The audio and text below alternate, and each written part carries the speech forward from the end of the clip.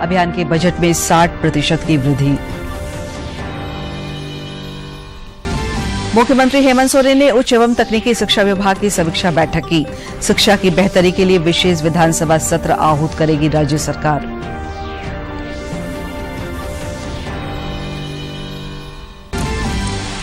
राज्यपाल रमेश बैस दुमका के सिधो कान्हू मुर्मू विश्वविद्यालय के 6ठे दीक्षांत समारोह में हुए शामिल। गोल्ड मेडल प्राप्त विद्यार्थियों को किया सम्मानित।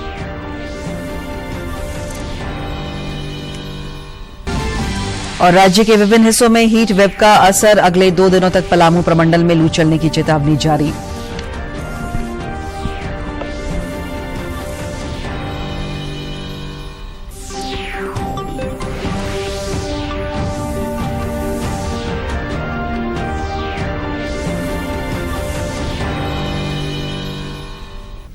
नमस्कार, खबरें झारखंड में आपका स्वागत है। मैं हूं दिव्या। समाचारों में आगे बढ़ने से पहले ये संदेश।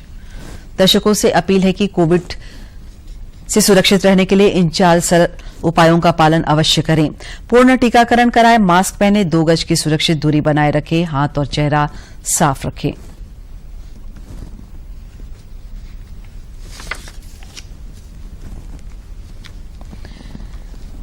देवघर के त्रिकुट रोपवे हादसे में पर्यटकों की जान बचाने वाले रेस्क्यू टीम में शामिल सदस्यों से आज रात 8 बजे प्रधानमंत्री नरेंद्र मोदी वर्चुअल माध्यम से बातचीत करेंगे। प्रधानमंत्री श्री मोदी रेस्क्यू ऑपरेशन में शामिल सेना, भारतीय वायुसेना, एनडीआरएफ, आईटीबीपी और जिला प्रशासन के अलावा अभियान में भाग लेने वाले स्थानीय नागरिकों से भी इस दौरान उनके अनुभव जानेंगे।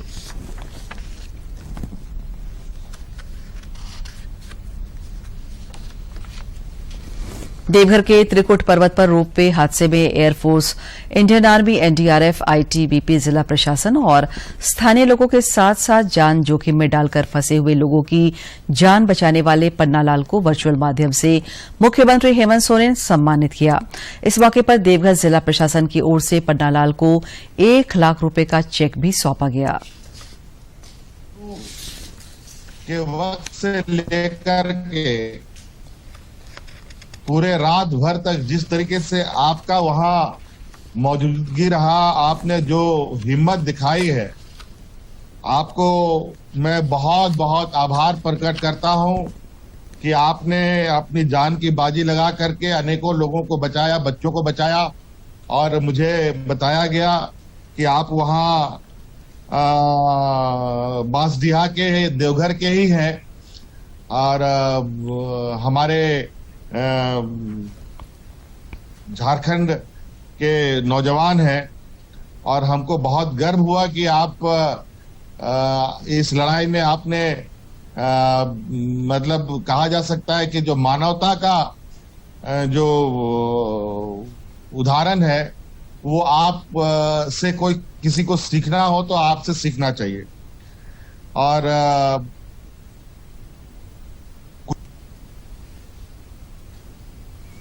प्रधानमंत्री नरेंद्र मोदी कल सुबह 11 बजे प्रधानमंत्री संग्रहालय का उद्घाटन करेंगे। देश के 14 पूर्व प्रधानमंत्रियों के जीवन और उनके योगदान को दर्शाने के लिए दिल्ली के 3 मूर्ति एस्टेट में प्रधानमंत्री संग्रहालय बना हुआ है। प्रधानमंत्री नरेंद्र मोदी के दृष्टिकोण से प्रेरित यह संग्रहालय सभी पूर्व प्रधानमंत्रियों के योगदान का सम्मान करने के लिए एक श्रद्धांजलि स्वरूप है। संग्रहालय का डिजाइन उभरते भारत की कहानी से प्रेरित है और इसमें कुल 43 गैलरी है।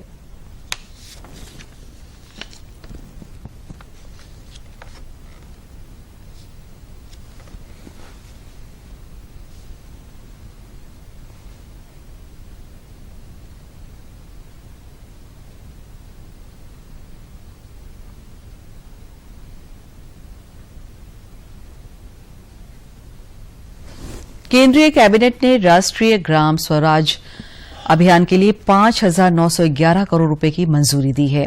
बैठक समाप्त होने के बाद केंद्रीय मंत्री अनुराग ठाकुर ने पत्रकारों से बातचीत में कहा कि अभियान के बजट में 60% की वृद्धि की गई है। उन्होंने बताया कि प्रौद्योगिकी का उपयोग कर क्षमता निर्माण बढ़ाया जाएगा। इसके लिए 1,65,000 और लोगों को प्रशिक्षण दिया जाएगा। वर्षों में खर्च होगा। इस स्कीम के माध्यम से 2,78,000 रूरल लोकल बॉडीज को सस्टेनेबल डेवलपमेंट गोल्स के लक्ष्य को प्राप्त करने में सुविधा मिलेगी, मदद मिलेगी।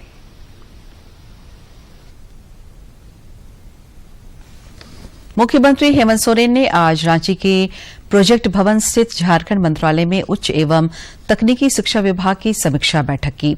बैठक के दौरान मुख्यमंत्री ने अधिकारियों को राज्य के पॉलिटेक्निक कॉलेजों में स्थापित संसाधनों का पूर्ण उपयोग सुनिश्चित करने का निर्देश दिया। उन्होंने पॉलिटेक्निक और इंजीनियरिंग कॉलेज की नियुक्ति नियमावली जल्द बनाने का भी निर्देश दिया।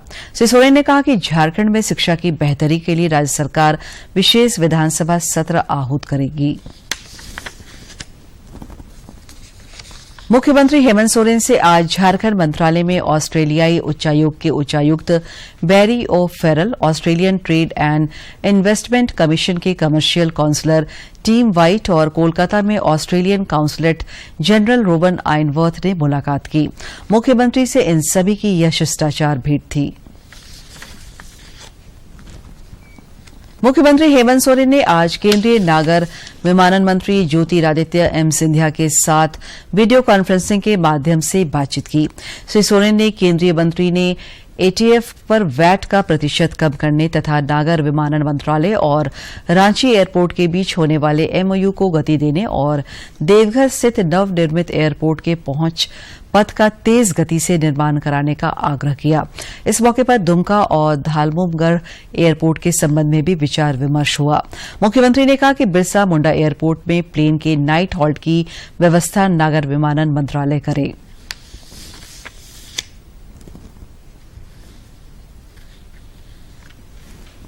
देश भर में कोरोना के दैनिक और सक्रिय मामलों में लगातार कमी आ रही है। भारत में पिछले 24 घंटों में कोविड-19 के 1,088 नए मामले सामने आए हैं। इस दौरान 1,081 लोग डिस्चार्ज हुए हैं और 26 लोगों की मृत्यु हुई है। पिछले 24 घंटे के दौरान देश में कोविड के सक्रिय मामले 0.03% और सक्रिय केसों की संख्या वर्तमान में 10,870 है। इससे रिकवरी दर बढ़कर 98.76% हो गई है। इधर झारखंड में भी संक्रमण की रफ्तार लगातार कम हो रही है। पिछले 24 घंटे के दौरान अनेक कोरोना वीरों ने खतरनाक कोरोना वायरस को शिकस्त देकर जिंदगी की जंग जीती। कोरोना रोधी टीकाकरण अभियान और जन जागरूकता से कोरोना को राज्य में अनवरत हार मिलती जा रही है। देश में कोरोना के खिलाफ जारी जंग में टीकाकरण अभियान तेज गति से जारी है। देश में अब तक 186 करोड़ 5 लाख से अधिक टीके लगाए जा चुके हैं। कल 13 लाख से अधिक टीके लगाए गए। अभी तक 12 से 14 वर्ष के आयु वर्ग में 2 करोड़ 31 लाख से अधिक टीके लगाए जा चुके हैं।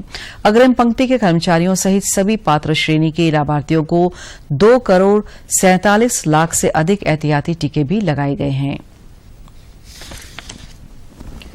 राज्यपाल रमेश बैस आज दुमका के सीधो कान्हू मुर्मू विश्वविद्यालय के 6ठे दीक्षांत समारोह में शामिल हुए। समारोह में झारखंड विधानसभा अध्यक्ष रविन्द्रनाथ महतो भी विशिष्ट अतिथि के रूप में उपस्थित थे।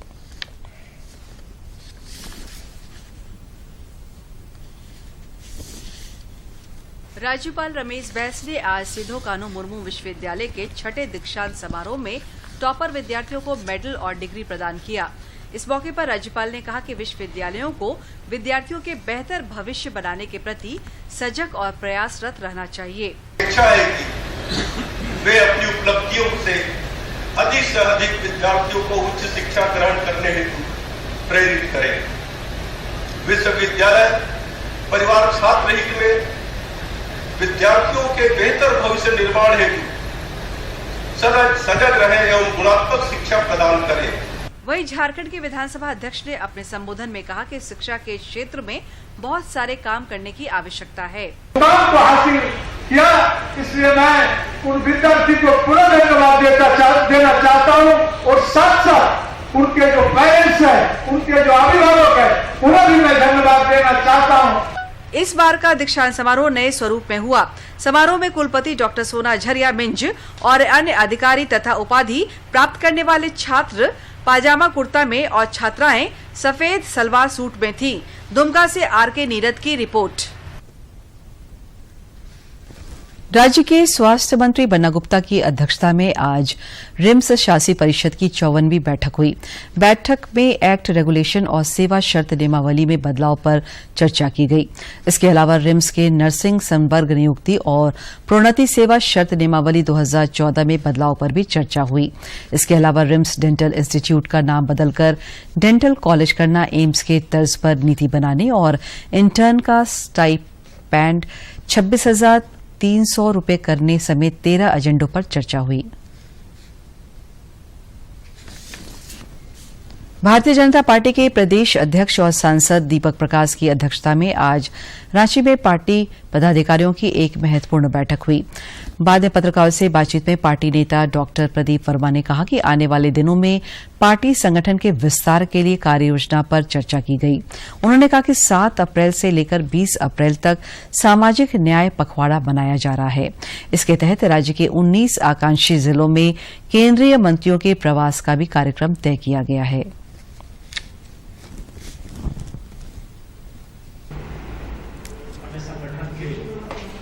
विस्तार के दृष्टि से जो काम करने हैं उसकी एक योजना बनी। साथ ही साथ विगत 7 अप्रैल से लेकर 20 अप्रैल तक सामाजिक न्याय पखवाड़ा के रूप में भारतीय सरकार की विभिन्न योजनाएं, जिसमें समाज के अंतिम पायदान में खड़े व्यक्ति को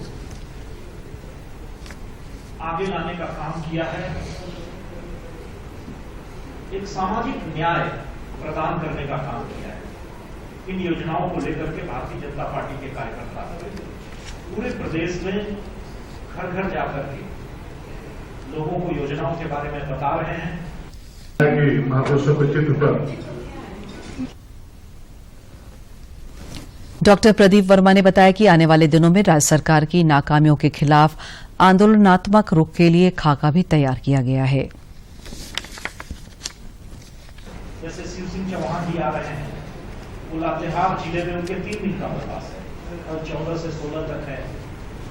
इन्हीं केंद्रीय मंत्री का 2 दिन का प्रवास है। तो आवश्यकता के हिसाब से जैसा बैठकों का स्वरूप है, जैसे कार्यक्रम तय हुए, उसके हिसाब से होना है।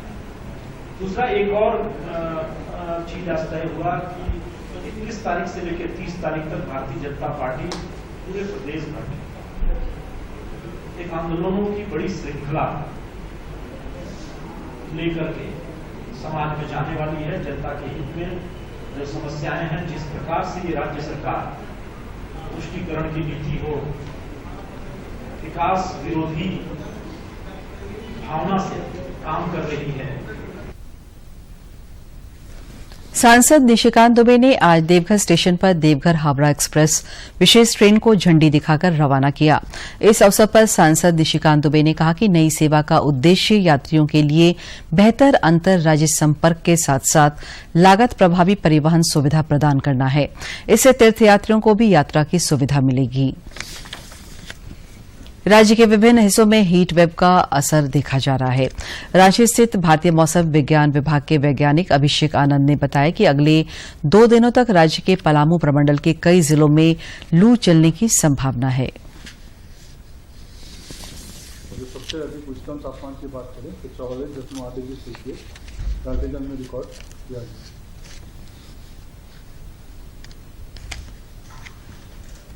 और वो रन कर रहा है फ्रॉम साइक्लोनिक सर्कुलेशन, जो कि सेंट्रल और दक्षिणी उत्तर प्रदेश में बना हुआ था, और ये 0.9 किलोमीटर से रन कर रहा है। ये अप टू आसाम तक जा रहा है।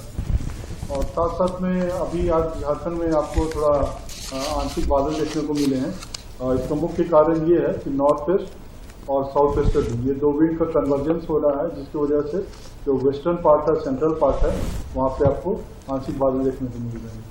और बात करते हैं कि मुख्य शहरों के जो अधिकतम तापमान पिछले 24 घंटे में जो रहे हैं, तो रांची में 39.6 डिग्री सेल्सियस रिकॉर्ड किया गया। जमशेदपुर में 42 डिग्री सेल्सियस, डाल्टनगंज में 44.8 और बोकारो थर्मल में 40.1 डिग्री सेल्सियस, चाईबासा में 41.2 डिग्री सेल्सियस, देवघर में 41 डिग्री सेल्सियस रिकॉर्ड किया गया। इस बीच अभी अभी यह खबर मिली है कि राज्य में पड़ी रही भीषण गर्मी के मद्देनजर स्कूलों के समयावधि में बदलाव किया गया है। स्कूली शिक्षा और साक्षरता विभाग द्वारा विद्यालय संचालन की अवधि को सुबह 6 बजे से लेकर दोपहर 12 बजे तक करने का निर्णय लिया गया है। विभाग द्वारा इस संबंध में देर शाम आदेश भी जारी कर दिया गया है। प्रधानमंत्री नरेंद्र मोदी इस महीने की 24 तारीख को आकाशवाणी पर मन की बात कार्यक्रम के माध्यम से देश विदेश के लोगों के साथ अपने विचार साझा करेंगे। जनजातीय मामलों के केंद्रीय मंत्री अर्जुन मुंडा ने इस संबंध में जानकारी साझा करते हुए कहा कि इच्छुक लोग प्रेरक कहानियों को इस कार्यक्रम में साझा कर सकते हैं। मन की बात है जन जन की, संघर्षों के कुछ किस्से, कहानी कुछ सफलताओं की, अनकही विरासत की, उम्मीदें नए भारत की। महीने के आखिरी रविवार का रहता है इंतजार, मलयाचल के आंचल से विंध्याचल के आंगन तक, ब्रह्मपुत्र के घाट से हिमालय के विस्तार तक होती है मन की बात प्रधानमंत्री के साथ। तो सुनिए इस महीने 24 अप्रैल सुबह 11 बजे मन की बात आकाशवाणी और दूरदर्शन के सभी चैनलों पर। आप भी माननीय प्रधानमंत्री के मन की बात का हिस्सा बन सकते हैं। इसके लिए आप अपने सुझाव post box number 111 Akashvani Delhi पर भेज सकते हैं और नमो ऐप या माईगॉव के ओपन फोरम में पोस्ट कर सकते हैं। तो याद रखें, रविवार 24 अप्रैल सुबह 11 बजे मन की बात। और अब कुछ खबर राज्य के विभिन्न जिलों से।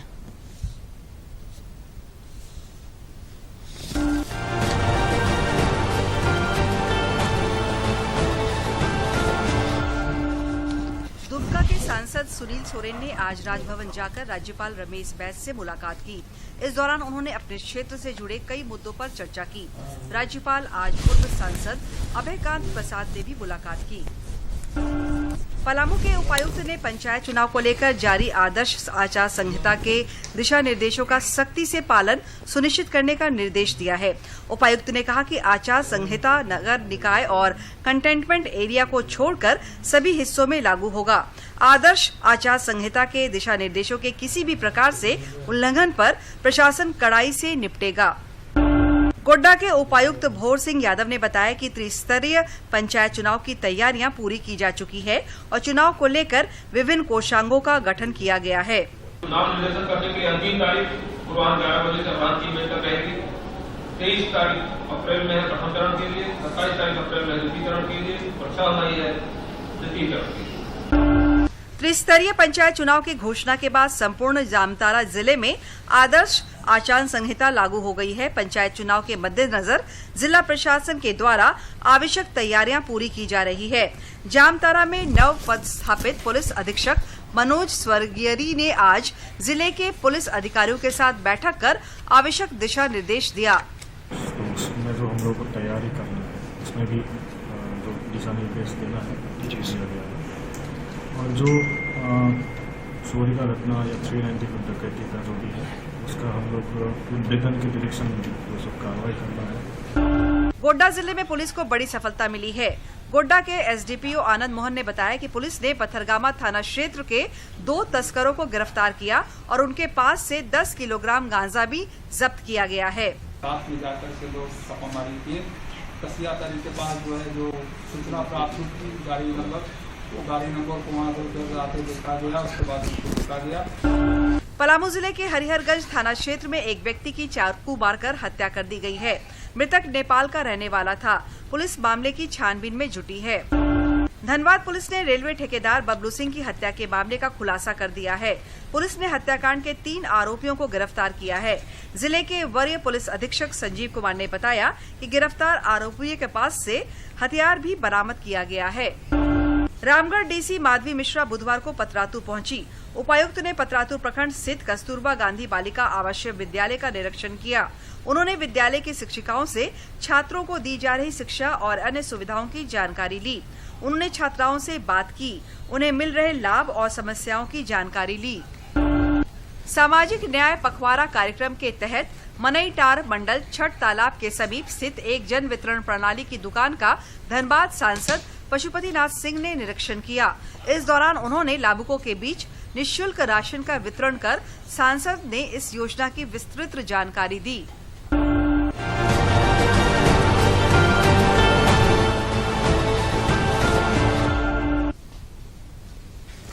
रांची के उपायुक्त छवि रंजन की अध्यक्षता में जिला स्तरीय निगरानी एवं अनुश्रवण समिति की बैठक आयोजित की गई।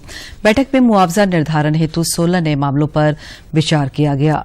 जाति प्रमाण पत्र की गहनता से जांच करते हुए सभी 16 मामलों में पीड़ितों को नियत संगत मुआवजा राशि प्रदान करने का निर्देश दिया गया। जामताड़ा के उपायुक्त फैज अक अहमद मुमताज ने आज मानवता की मिसाल पेश की। फरियादी बुजुर्ग महिला की समस्या सुनने के लिए उपायुक्त ऑफिस की सीढ़ी पर ही बैठ गए और फिर उस महिला को अपने कार्यालय कक्ष में ले जाकर समस्या सुनी। बुजुर्ग महिला की बात सुनने के बाद उपायुक्त ने समस्या के समाधान के लिए संबंधित पदाधिकारी को निर्देश दिया।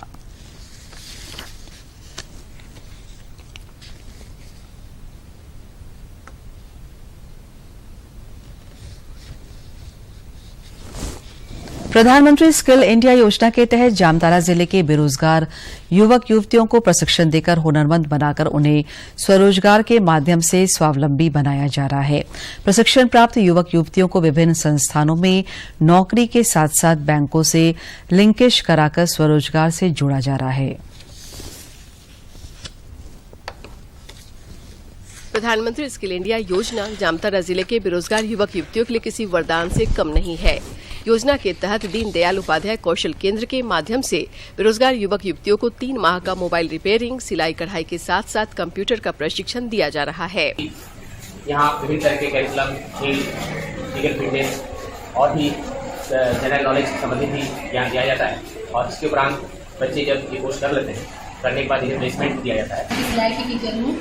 ये स्किल इंडिया है, प्रधानमंत्री का योजना है।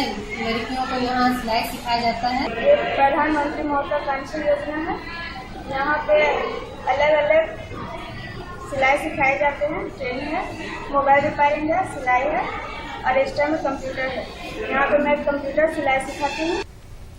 जामताड़ा नगर पंचायत के पूर्व अध्यक्ष वीरेंद्र मंडल का कहना है कि प्रधानमंत्री नरेंद्र मोदी की सोच स्किल इंडिया के माध्यम से बेरोजगार युवक युवतियों को स्वावलंबी बनाकर समाज और देश को नई दिशा देने की कोशिश की जा रही है। यशस्वी प्रधानमंत्री जी हैं, उन्हें मैं बधाई देना चाहता हूं कि जिन्होंने पूरे देश भर में, सिर्फ जामताड़ा जिला ही नहीं पूरे देश भर में जो है सो स्किल इंडिया कार्यक्रम के तहत असंख्य युवाओं को जो है एक तरह से कहिए स्वावलंबी बना रहे हैं।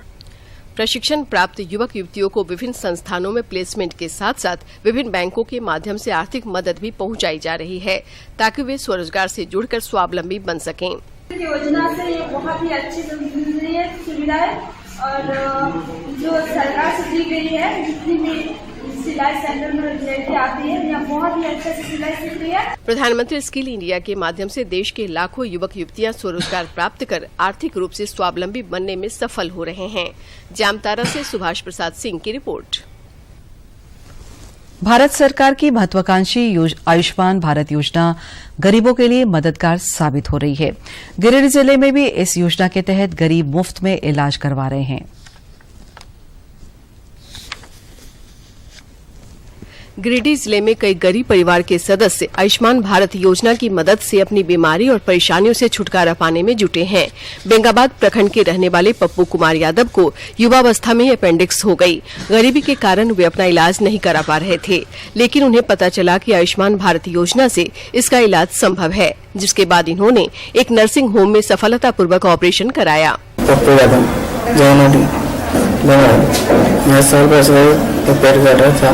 वो करा नहीं पा रहे थे, आयुष्मान कार्ड से बन गया, अभी अच्छा है। आयुष्मान भारत की मदद से एक अन्य गरीब दिनेश राणा के चेहरे पर मुस्कान लौट आई है।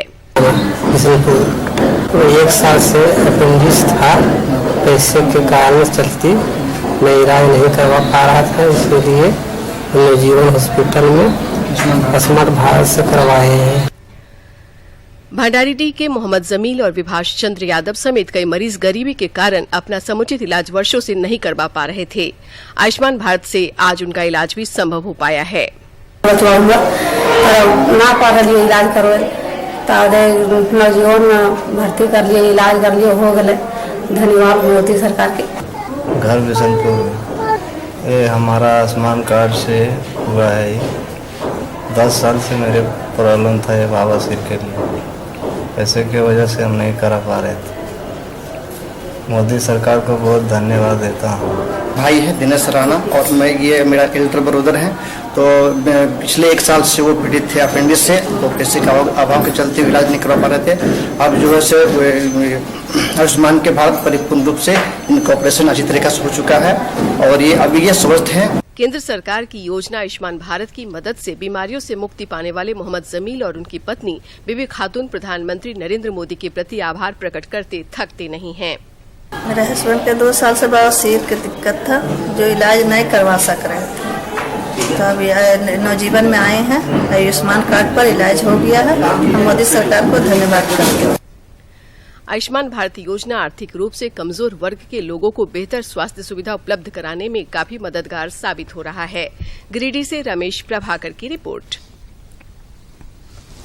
दूरदर्शन झारखंड पर पल पल की खबरों से जुड़े रहने के लिए आप हमारे social media platform Twitter, Facebook और यूट्यूब से जुड़ सकते हैं, क्योंकि खबरों से जितना बाखबर रहना जरूरी है, उससे ज्यादा जरूरी है सटीक, संतुलित और निष्पक्ष समाचार। हमारा ट्विटर हैंडल है डीडी न्यूज झारखंड और फेसबुक पेज है RNU DD। आप हमें YouTube channel Jharkhand DD news पर भी देख और सुन सकते हैं।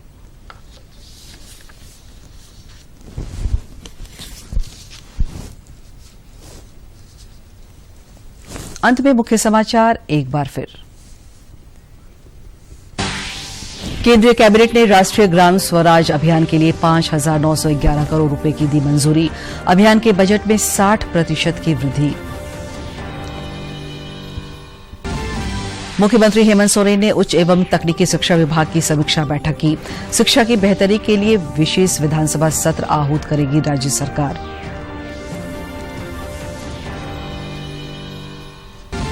राज्यपाल रमेश बैस दुमका के सिधो कान्हू मुर्मू विश्वविद्यालय के 6ठे दीक्षांत समारोह में हुए शामिल। गोल्ड मेडल प्राप्त विद्यार्थियों को किया सम्मानित।